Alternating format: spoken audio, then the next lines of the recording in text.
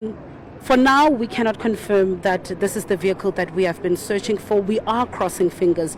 What is happening now, you can see our police divers assisting the crane that is pulling the vehicle to move it closer so that it can be pulled out of the river.